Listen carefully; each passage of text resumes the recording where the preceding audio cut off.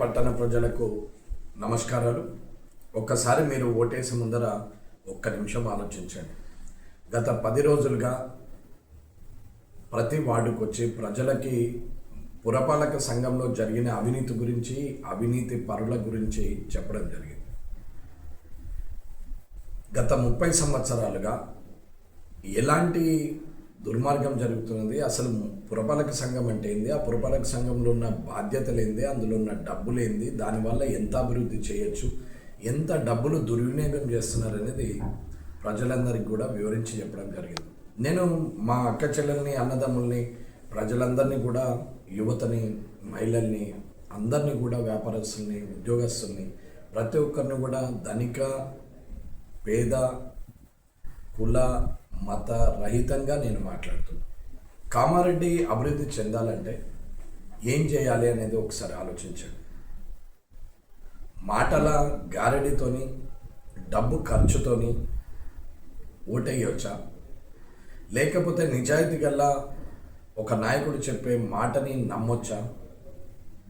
నేనైతే నిజాయితీ గల నాయకుడు చెప్పే మాటలే నమ్మాలంటేనే ఆ నాయకుడు ఎవరు అనేది ప్రశ్న ఏం లేదు. గర్వంగా నేను చెప్పుకోగలుగుతా, నేనే.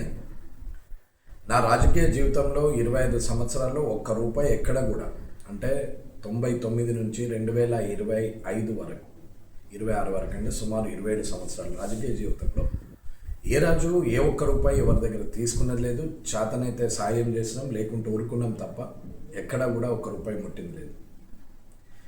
నేను అందరికీ చెప్పేది ఏంటంటే, నిజాయితీతో గెలవాలి, నిజాయితీగా బతకాలి. ప్రజలకు అభివృద్ధి అంటే నిజాయితీతోనే సాధ్యం, నిబద్ధతతోనే సాధ్యం అనేది తెలపాలనేది నా ఆలోచన. అందువల్లనే ఇన్ని రోజులు నేను ఒక శాసనసభ్యుడు కావడానికి సమయం పట్టింది. అయినా నిజాయితీగానే గెలిచాం. ఆ భగవంతుని దయ, కామారెడ్డి నియోజకవర్గ ప్రజల దయ, ఆశీర్వాదంతో ఇద్దరు పెద్ద వ్యక్తుల మీద, మంచి చరిష్మా ఉన్న వ్యక్తుల మీద, ఒకరు మాజీ ముఖ్యమంత్రి అయ్యారు, ఒకరు ముఖ్యమంత్రి అయ్యారు, వారి మీద గెలిపేయడం అనేది నిజంగా నా అదృష్టమనే భావిస్తున్నాను. కానీ ఆ అదృష్టానికి నేను రుణం తీర్చుకోవాలనే ప్రయత్నంలోనే ఈ పురపాలక సంఘాల గురించి మాట్లాడుతున్నాను. దుర్మార్గులకు పట్టం కడితే గత 30 సంవత్సరాలుగా కామారెడ్డికి పట్టిన శని తిరిగి మళ్ళీ తలకెక్కి కూర్చుంటుంది. మళ్ళీ పట్టణంలో ఉన్నటువంటి ఓపెన్ ప్లేస్ల కబ్జాలు, మున్సిపల్కు ఉన్నటువంటి ల్యాండ్లో కబ్జాలు, పార్కులు డెవలప్మెంట్ చేయకుండా వివాదాన్ని గురి చేస్తూ వివాదంలోకి లాగి దాని మీద దొంగ డాక్యుమెంట్లు తయారు చేసి ఇది మళ్ళీ ఎవరో ఒకరు వచ్చి దాంట్లో కబ్జా ఉండడం, ప్రజల ప్లాట్లని ఇబ్బంది పెట్టడం, ల్యాండ్ సెటిల్మెంట్ చేయడం, రేపు పొద్దున దాదాగిరి చేయడం, ఇల్లు కట్టుకోవాలంటే భయపడే పరిస్థితి, లేఅవుట్ చేయాలంటే భయపడే పరిస్థితి. కామారెడ్డిలో వ్యాపారస్తులు దందా చేసుకోవాలన్నా, వ్యాపారస్తులు వారి వ్యాపారాన్ని కొనసాగించాలన్నా భయపడే పరిస్థితి వస్తుంది. ఈ 2 సంవత్సరాల్లో మీరు ఒకసారి గమనించాలి, ఎక్కడైనా ఎటువంటి వర్గ పోరు కానీ, రాజకీయ పోరు కానీ, కులాల మధ్యన చిచ్చు కానీ, మతాల మధ్యన గొడవ కానీ జరిగిందా? ఎక్కడైనా ల్యాండ్ సెటిల్మెంట్లు కానీ, కబ్జాలు కానీ ఎక్కడైనా జరిగినాయా? ఒక్కసారి ఆలోచించాలి. అవినీతి రహితం పురపాలక సంఘంలో అభివృద్ధిని చూపించాలనేది నా ఆకాంక్ష. డబ్బు గెలుస్తుందా, మద్యం గెలుస్తుందా, నిజాయితీ గెలుస్తుందా అంటే డబ్బు మద్యం ఒక దిక్కు, నిజాయితీ ఒక దిక్కు అని నమ్మే వ్యక్తిగా నేను చేయాల్సిన దానికన్నా ఎక్కువనే మిమ్మల్ని మీ దగ్గరికి వచ్చి చెప్పగలిగిన అని అనుకుంటున్నాను. నేను చెప్పిన దాంట్లో ఏది కూడా రాజకీయ చర్చకు నాంది లేపడానికో, తెరలేపడానికో, నాంది పలకడానికో కాదు. నేను చెప్పింది అక్షర సత్యం, అకౌంటబిలిటీతోనే చెప్తున్నాను. నేను వితౌట్ అకౌంటబిలిటీ నేను చెప్పట్లేదు. పేపర్లో జరిగిన అన్యాయము అన్నిటి మీద చెప్తున్నాను. తిరిగి వారికే మళ్ళీ అధికారం పట్టం కట్టే పరిస్థితి వస్తే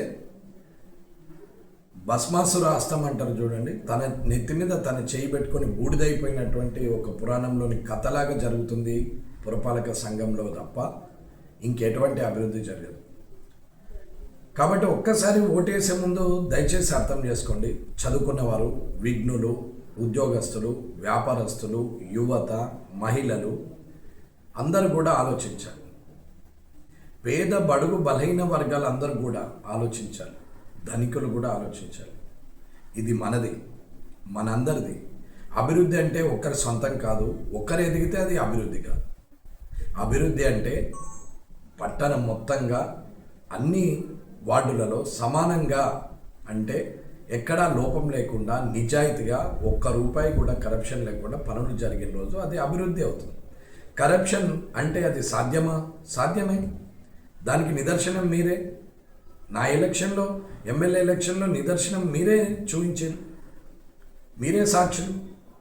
మరి అలాంటి పరిస్థితుల్లో ఇవాళ పురపాలక సంఘంలో ఓటేసి గెలిపించాలనే కోరుకుంటున్నాం. ఒక్కసారి మీరు పట్టంగడి చూడండి మున్సిపల్ని,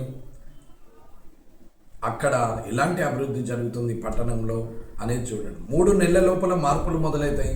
3 సంవత్సరాల లోపల కామారెడ్డి 133 మున్సిపాలిటీల్లో ఈ రాష్ట్రంలోనే మొదటి పార్లమెంట్ అని చెప్పి, మొదటి పురపాలక సంఘం అని చెప్పి, ఈ రాష్ట్రంలోనే మొదటి పురపాలక సంఘం అని చెప్పి దేశమంతా గర్వించేటట్టు, రాష్ట్రపతితోని పురపాలక సంఘంలో అవార్డు వచ్చేటట్టు, ఈ రాష్ట్రంలోనే ముఖ్యమంత్రి చేత మొదటి పురపాలక సంఘం అని అవార్డు ఇచ్చేటట్టు, ఇది ఒక రోల్ మోడల్గా. ఒకవేళ కౌన్సిలర్స్ వేరే రాష్ట్రాల్లో కానీ ఎక్కడ మున్సిపాలిటీలో కానీ ప్రతి కౌన్సిలర్ని టూరు విజిట్ కోసం ఇక్కడికి పంపే పరిస్థితి కంటే ఇక్కడికి వచ్చి ఒకసారి పురపాలక సంఘ అభివృద్ధి అంటే ఎలా ఉంటుందంటే ఇలా ఉంటుందని చూపించే ఒక ప్రయోగాత్మకమైన కామారెడ్డిగా మార్చడానికి ప్రయత్నం చేస్తున్నాం. ఒక్కసారి ఆలోచించండి, ఏది గెలవాలి, ఎవరికి ఓటేయాలి, ఎవరికి ఓటేస్తే అభివృద్ధి చెందుతుంది, కామారెడ్డిలో ఎలాగైతే మార్పు వస్తుంది అనేది ఒకసారి ఆలోచించండి. సంవత్సరాలుగా బాధపడుతున్నాం మనం.